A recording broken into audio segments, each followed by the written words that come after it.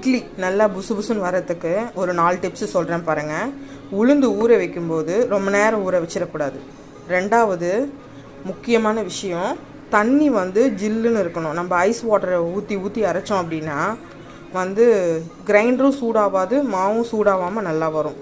நம்ம உளுந்த 3வதாக என்னதுன்னா, உளுந்தை நம்ம ரொம்ப தண்ணியாக அரைச்சிடக்கூடாது, திக்காக அரைக்கணும்.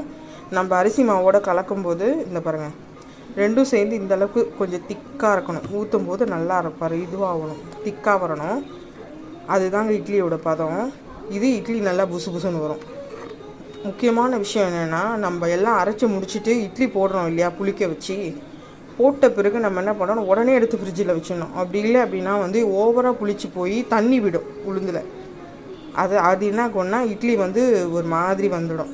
நம்ம என்ன பண்ணணும்னா, இட்லி போட்ட உடனே ஃப்ரிட்ஜில் எடுத்து வச்சிட்டோம் அப்படின்னா இட்லி அடுத்து போடும்போது இட்லி இன்னும் அதே மாதிரி இருக்கும். இந்த 4 டிப்ஸ் தாங்க மெயினான டிப்ஸு இட்லி நல்லா புசு புசுன்னு வர்றதுக்கு. நீங்கள் இதை ஃபாலோ பண்ணிங்கன்னா இட்லி நல்லாவே வரும். Okay friends.